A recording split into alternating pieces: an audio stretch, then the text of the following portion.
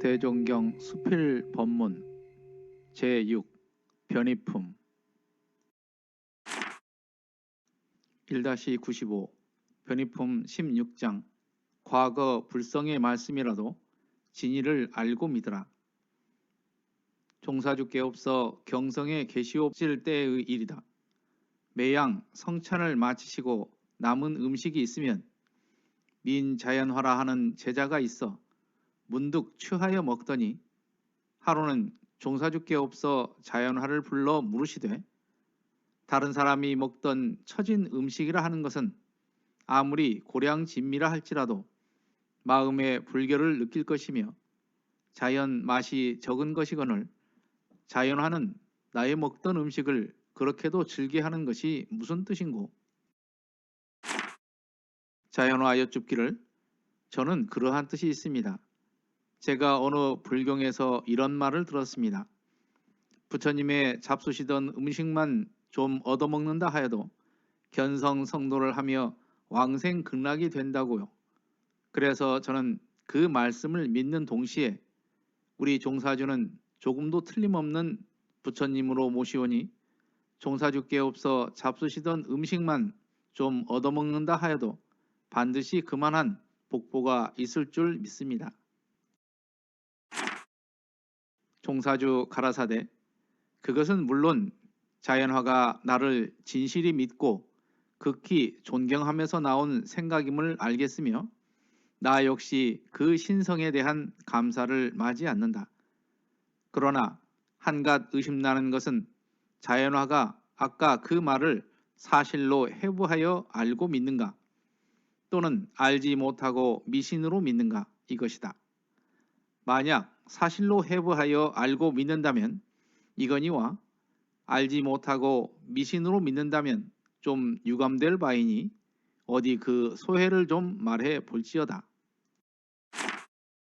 자연화 고왈 저는 그저 경에 있는 말씀인 고로 의심도 없이 믿어왔을 뿐이요 어느 것이 참뜻이고 거짓 뜻임이 분동치 못하여 싸우니 원컨대 종사께옵서 밝히 가르쳐 주시와 저로 하여금 그 확실한 뜻을 알도록 하여 주시옵소서. 종사주 가라사대 그 말씀이야말로 직접 사실을 해부해 가르친 것이다. 왜 그런고 하니 항상 부처님의 잡수시던 음식을 먹게 된 때에는 물론 부처님과 지극히 가까운 사람이다. 법은 반드시 가까운 데로부터 화하는 것이니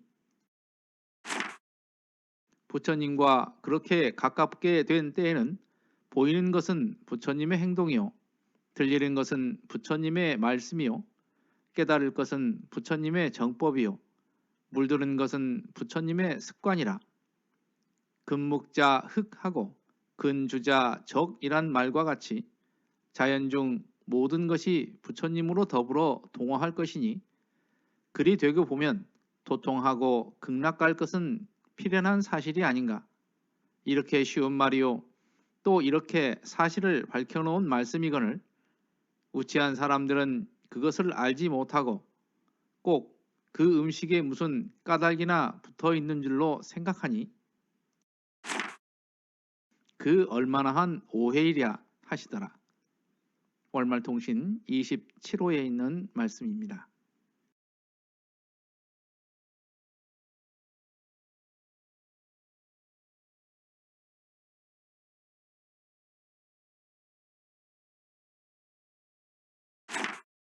(1-95는) 변이품 16장의 말씀인데요.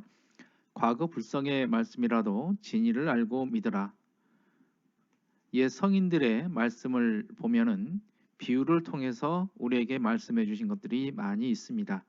그래서 그 말씀을 고지곧대로 듣는 것보다는 부처님이나 성인들께서 진짜로 우리에게 알려주고자 하는 그 뜻을 알고 믿어야 된다. 이런 말씀이십니다. 여기에 나오는 민자연화 선지님은 법호는 락타원이십니다. 경성지부 창립 발기인 중 한 분이시며 둘째 따님이 구타원 이공주 종사님이 되십니다. 여기에서 성찬이라는 것은 화려한 음식이 아니라 부처님께 올리는 음식, 여기에서 보면 락타오님이 대종사님이 남긴 음식을 먹게 됩니다. 그래서 그 이유를 한번 물어보시는 것입니다.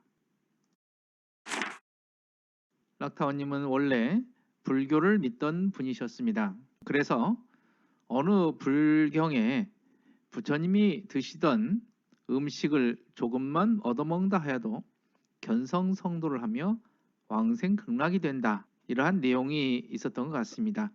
그래서 이에 대한 믿음이 있었기 때문에 대종사님의 남기신 음식을 먹었던 것 같습니다. 성인들이 지니셨던 물건에는 신비한 것이 있을 것이라는 믿음이 있습니다. 이는 신성과 믿음이 지극할 때 나타나는 일종의 미신적 요소가 아닌가, 그렇게 볼 수가 있겠습니다. 락타오님의 일화 중에 대종사님의 생일 때 생일상을 차리고 익산 쪽을 향해 절을 했다고 합니다. 이에 자녀들이 어머니께서 생활 불교를 믿는다고 하더니 이렇게 절을 하는 것은 미신 아니냐고 따졌답니다. 그때 락타오님께서는 지금 절하는 것은 내 정성이다, 제자된 조리를 다하는 것이다, 이렇게 말씀하셨다고 하는데요. 그만큼 대종사님에 대한 신성을 바치신 분입니다. 남은 음식을 먹는 이러한 행위도 이러한 지극한 신성에서 비롯된 것이 아닌가, 그렇게 볼 수가 있겠습니다. 여기에 나오는 분동이라는 말은요, 옳고 그름을 따지는 분간이라는 뜻 같습니다. 대종사님께서는 법은 반드시 가까운 데로부터 화한다, 이런 말씀을 하셨는데요. 저도 학창 시절 때 방학 때가 되면 가장 먼저 하는 일이 종법사님을 뵙고 그곳 조실에서 며칠간 공부하면서 종법사님의 훈증을 받는 일이었습니다. 대종사님께서는 불경에 나오는 말씀을 정확하게 알아야 된다, 이렇게 말씀을 하셨습니다. 옛부터 금묵자흑이라는 말이 있습니다. 그 말은 검은 곳에 가까이 가면 자기도 모르게 검게 변한다는 말입니다. 이것은 주변 환경의 중요성을 말하는 것인데요. 부처님과 밥을 먹을 정도로 가깝게 있다, 그렇게 된다면은 항상 보이는 것은 부처님의 행동이고 들리는 것은 부처님의 말씀이고 깨달을 것은 부처님의 정법이요 물드는 것은 부처님의 습관이다.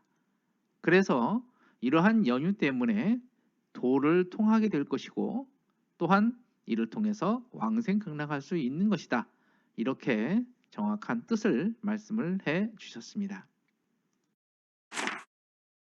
여기에서 우치한 사람들은 그것을 알지 못하고 꼭 그 음식에 무슨 까닭이나 붙어 있는 줄을 생각하니 그 얼마한 오래이랴, 이런 말씀을 하셨는데요.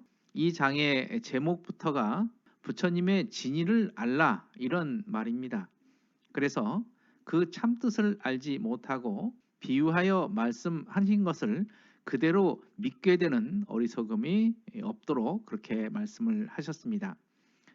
원불교는 진리적 종교의 신앙과 사실적 도덕의 훈련을 바탕으로 합니다. 그래서 대종사님께서는 락타오님께서 기존에 가지고 계셨던 형식주의적인 불교, 장엄불교, 기복불교의 생각을 사실적인 깨달음, 진리신앙, 그리고 생활불교로서 사실불공으로 인도하신 것이 아닌가, 이런 생각을 해봅니다. 이상으로 대종경 수필법문 봉독회를 마칩니다. 마음공부 잘하여서 새 세상의 주인 됩시다. 감사합니다.